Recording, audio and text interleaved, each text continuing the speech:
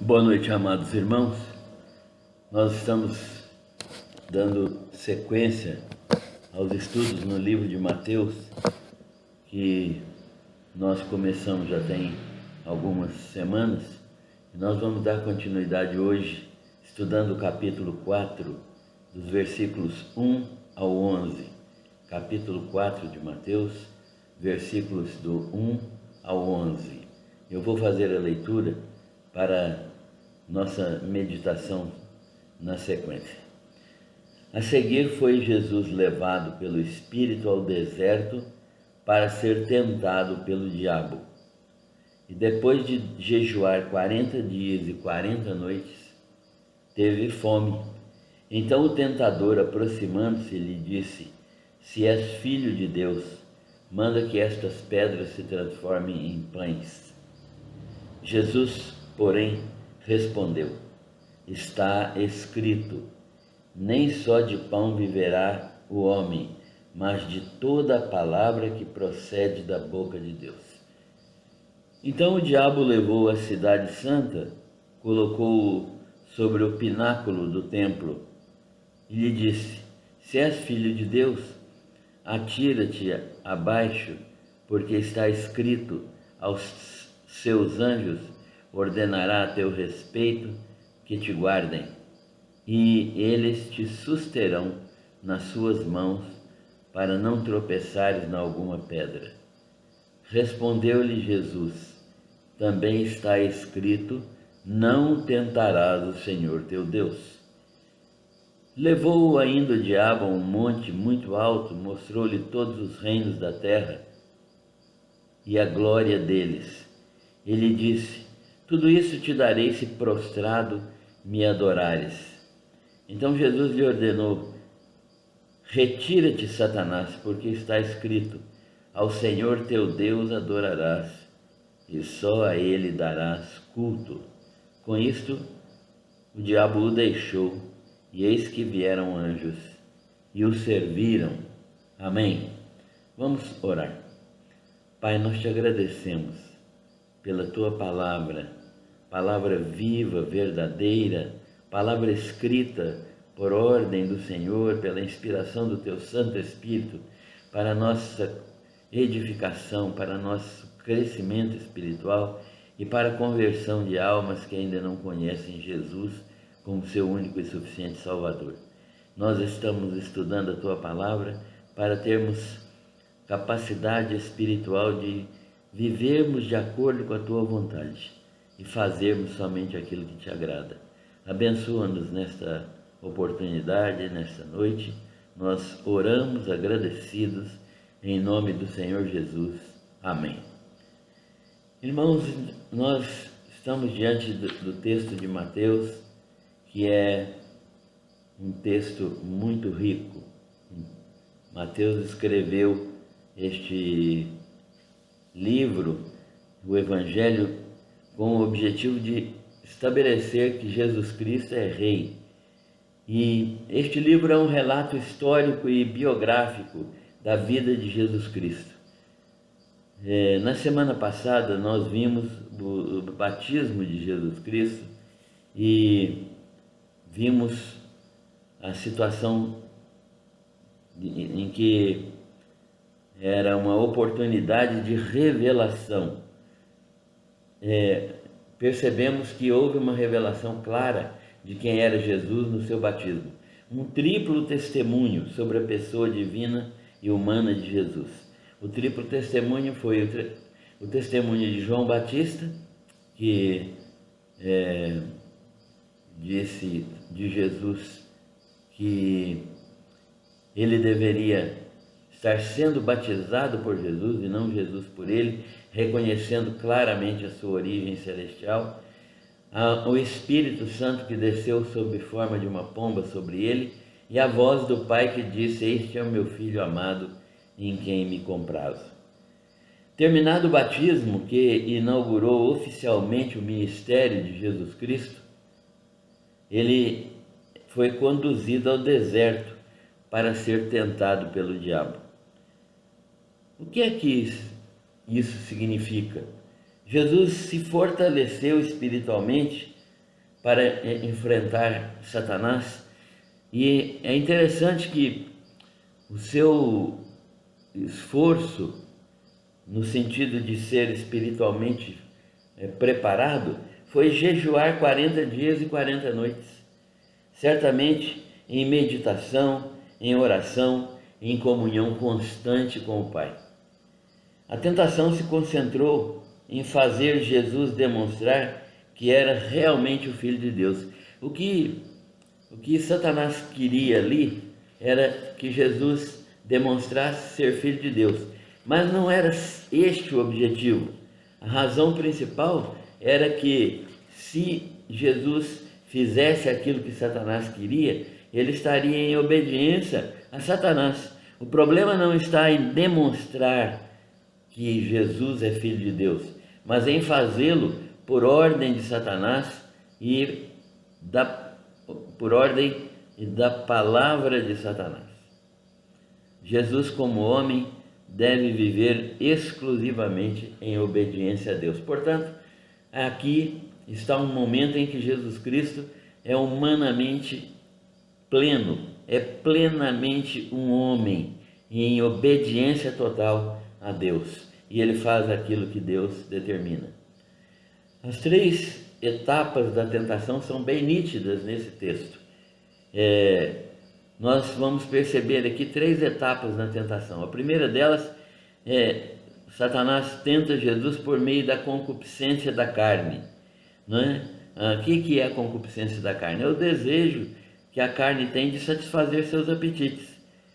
Então, quando Satanás diz para ele, manda que estas pedras se transformem em pães, não é ilógico isso. Seria lógico se transformarem as pedras em pães, e seria lícito se Jesus, com fome, tendo jejuado 40 dias, quisesse comer pão. Não teria problema nenhum nisso. Mas a sua resposta demonstra claramente, não era lícito obedecer à ordem de Satanás. Jesus não está no mundo para obedecer, a não ser a Deus, para andar em obediência ao Pai que está nos céus.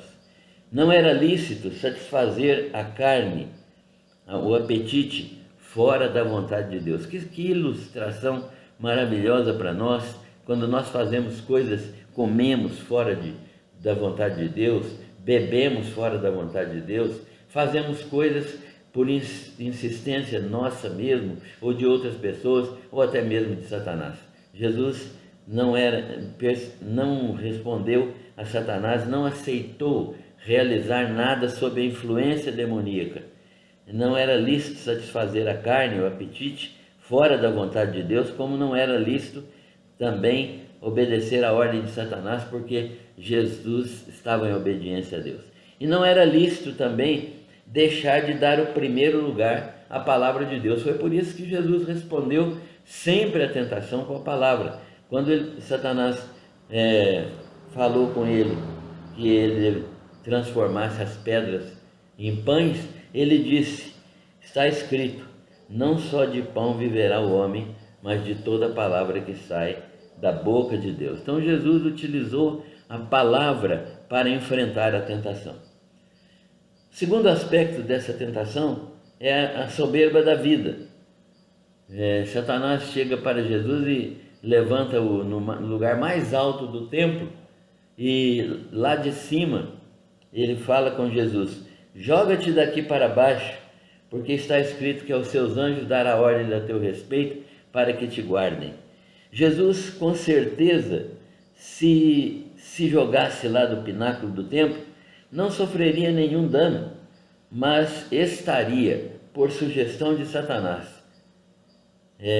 demonstrando seu poder, demonstrando ser o queridinho do Pai, uma posição de soberba. Portanto, Jesus Cristo não aceitou esta modalidade de tentação chamada soberba da vida, da qual João nos fala na sua carta.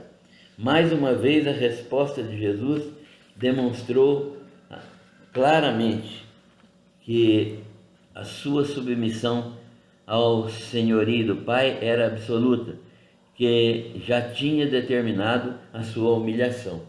Jesus não queria e nem poderia saltar, se jogar do pináculo do templo, porque ele já tinha se determinado por ordem do Pai a estar em humilhação. Portanto, ele não estava utilizando nenhum dos seus atributos divinos, porque ele era, naquele momento, um homem a serviço de Deus. Ele é Deus e é homem, mas naquele momento ele permitiu que a sua humanidade estivesse em plena obediência ao Pai. Assumir a condição humana plena foi aquilo que nós sabemos que aconteceu com Jesus, né? Que se humilhou até a morte, obediente até a morte e morte de cruz. Por isso ele se tornou perfeitamente homem e perfeitamente obediente. Sua consciência do perfeito cuidado do Pai, ele tinha essa perfeita consciência, e isso, portanto, não necessitava de colocar o Pai à prova. Satanás estava pensando que Jesus iria colocar o Pai à prova. Eu vou pular para ver se Deus realmente me guarda, se os anjos vêm me socorrer. Jesus não precisava disso. Sua consciência do perfeito cuidado do Pai era clara, não sendo necessário colocar o Pai ou submetê-lo à prova, colocá-lo em prova ou submetê-lo a uma provação. Então Jesus responde a Satanás com a palavra: também está escrito, não tentarás o Senhor teu Deus. Porque tentar o Senhor Deus sabendo que ele poderia fazer. Então não é necessário provar Deus, né? Deus é absolutamente verdadeiro, nós não precisamos colocar Deus à prova. Terceiro aspecto da tentação é a concupiscência dos olhos. Satanás agora leva Jesus a um lugar onde ele vê todos os reinos do mundo. E ele diz a Jesus: tudo isto te darei, todos os reinos do mundo, se te prostrares e me adorares. O que Satanás queria era verdadeiramente ser adorado por Jesus, né? Então, parecia uma permuta vantajosa.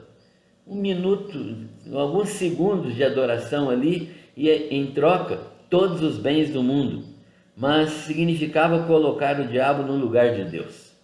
Se Jesus aceitasse essa proposta de se ajoelhar diante de Satanás e o adorar, ele estaria colocando o diabo no lugar de Deus e tudo estaria perdido. Mas Jesus responde firmemente e demonstra que só há um único Deus e Senhor. Não terás outros deuses diante de mim, não é? É o texto lá de Êxodo, do primeiro mandamento. Não terás outros deuses diante de mim. Jesus era conhecedor da palavra e ele sabia que há um único Deus e Senhor. E que esse único Deus e Senhor exige adoração e culto do modo que ele estabeleceu. Não um culto qualquer, mas do modo que Deus mesmo tem estabelecido. E a obediência a uma insinuação satânica, ainda mínima, do diabo, é equivalente a cultuá-lo e deixar de cultuar a Deus. É equivalente à idolatria, é equivalente a substituir Deus na vida. Quem é criatura é Satanás e quem é criador é Deus. Além do mais, Jesus sabia que Satanás é mentiroso. Nada deste mundo é dele. Temporariamente, ele tem influência no mundo. O mundo jaz no maligno, como o apóstolo João nos ensina, mas isso é temporário, porque na verdade tudo é de Deus. Do Senhor é a terra e a sua plenitude, o mundo e aqueles que nele habitam. Portanto, era uma mentira que Satanás estava lançando sobre Jesus para tentá-lo à adoração a si mesmo, a Satanás. Assim, Jesus passa vitoriosamente pela tentação e está preparado para seu ministério de salvação do ser humano. O texto de Mateus diz então que o diabo o deixou e saiu de perto dele com a ordem que ele deu: vai-te, Satanás, sai de perto de mim, porque está escrito: ao Senhor teu Deus adorarás e só a ele servirás. Então foi uma ordem que Jesus deu a Satanás no nome de Deus. E vieram os anjos e o serviram. Certamente consolaram, confortaram pelos 40 dias e 40 noites passados em jejum diante de Deus, não é? Sozinho diante de Deus. E ele ordena a Satanás: vai-te, e Satanás então o deixa, já que os anjos o serviram. E a resistência de Jesus Cristo fez uma inversão nos papéis. Agora é ele que manda e Satanás que obedece. Esse texto, portanto, texto da tentação de Jesus, nos ensina algumas coisas. A primeira delas, Jesus foi conduzido ao deserto. O que significa isso? Jesus foi conduzido ao deserto. Parece que ele não foi voluntariamente, né? Mas não é isso. Deus é soberano e controla nossas vidas. Ele também controla as provações e as tentações que vêm sobre nós. Deus está no controle absoluto de todas as coisas e Ele controla tudo com o objetivo de produzir santidade no nosso ser.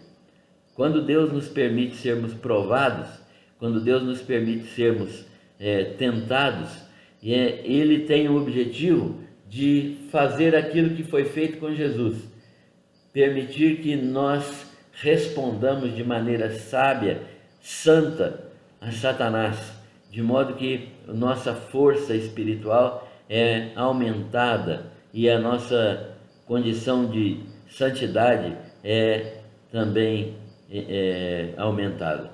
E nós então vamos aprender a reagir às diversas circunstâncias da vida, confiando que Deus está no comando de todas as circunstâncias. Uma pergunta: como você reage às circunstâncias da vida? Como você tem enfrentado as diversas circunstâncias negativas da vida? Você confia que Deus está no comando de tudo e consegue agradecer a Deus pelas provações? Como Tiago nos ensina: meus irmãos, têm de grande gozo ao passar por provações, né? Que ele ensina isso, sabendo que a provação produz a perseverança, esperança, fé no coração. Segunda aplicação: Jesus afirmou que no mundo teríamos aflições. Quais os recursos que você usa para enfrentar as provações e as tentações? No mundo tereis aflições. Que recursos você usa?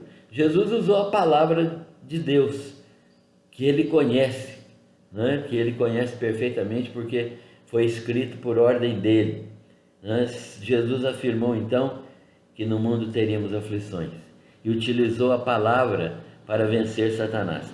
Quais os recursos que você usa?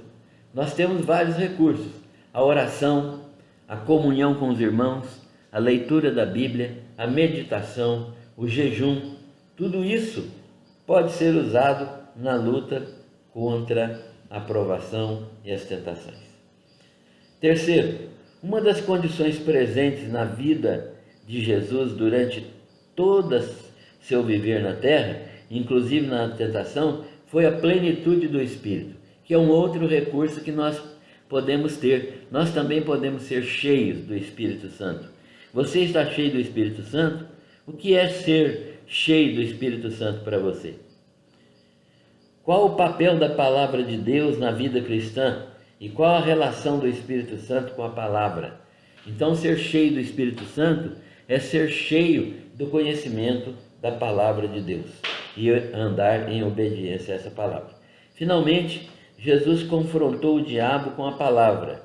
Apesar do limite físico em que ele estava, humanamente falando, ele não abriu nenhuma brecha para Satanás, que o deixou saindo derrotado. Que brechas você identifica na sua vida? Você tem dado brechas a Satanás? Você tem permitido que Satanás entre na sua vida com pecados ocultos, com inimizades, com falta de perdão, com falta de leitura da Bíblia, com não reconciliação com os irmãos, com pensamentos impuros, com vida pornográfica, com influências negativas do mundo, quais são as brechas que Satanás pode encontrar em sua vida? E isso cabe a nós pensarmos e avaliarmos tudo isso. Mas que Deus possa nos abençoar, Ele pode, né? Que Deus nos abençoe, então, com a sua palavra e com a compreensão dessa palavra, para que nós tenhamos sabedoria e discernimento ao enfrentarmos tentações e provações para a glória de Deus. Que Deus nos abençoe. Amém.